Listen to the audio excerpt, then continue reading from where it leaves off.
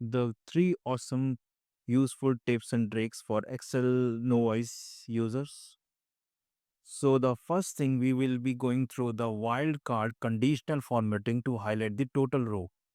Then we will be applying a quick sum for multiple ranges in a particular column, and then the sum is. So let's start. We have a data here. As you can see that there are different columns to it, and the data contains the rows of total row score. Okay. And what we need is, we need to highlight the entire row based on conditional formatting, which consists of a word total. Okay. So for that, we will be going to do is, we will select the entire data. Okay. After selecting the entire data, you will go to the home tab where you can find a conditional formatting, and you have to click on new rule. So once you click on it, a window will open and you have to click on the last option. That is, use a formula to determine which cells to format where you will be applying the logic. So we will going to say here is equals to COUNTIF, and we will be picking the first cell of our data, and which is starts from A16. We will make absolute column but not the row. Okay. And then we will say the criteria is inverted commas, static.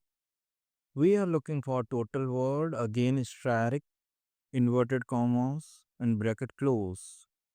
So if any specific cell contains a total word in any position, it will get highlighted. So we have to select the color for highlighting the entire row in font type, and let's click OK.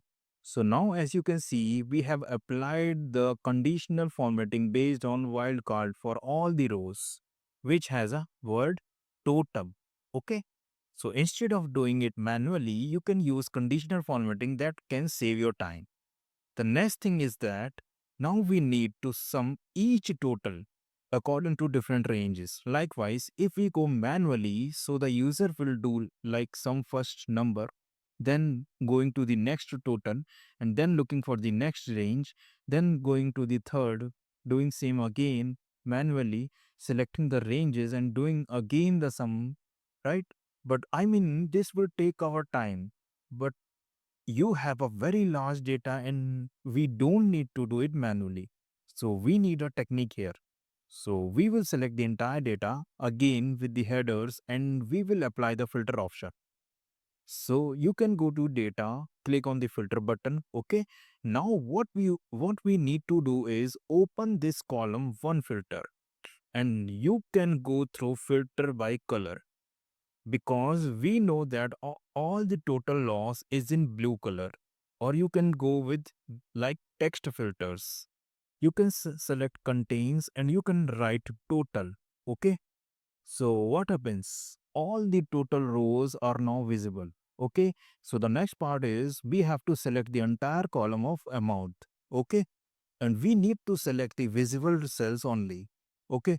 So for doing that, you have a shortcut key, alt semicolon. Okay.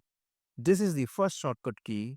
Or you can go to home tab, then click on find and select, then go to special where you can find visible cells only option. Okay. So there are two ways to do it.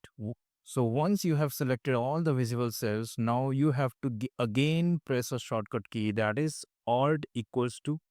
So now Excel is doing and applying the subtotal function on our behalf, and within few seconds it applied on every cell. Now we need to get rid of this filter. So we will go to data and again click on filter option, and that's it. We got the quick sum for multiple ranges, and that's correct, right? So this is how you can use these techniques. The HC invoice, which is in the amount column, with these headers which are in the pen column. Okay. So for that we will be using sumIfs function, and the sum range will be amount column. Now instead of selecting this manually, what you can do is, you can convert your data into a table format. That will create a structured reference. If you know about it, that would be handy for you. Otherwise, you have to go manually and selecting the columns. Okay, now the pen column till the end and then the criteria. Okay, and copy and paste that. So this is how we have applied some useful tips with which no wise users face day in day out in their work.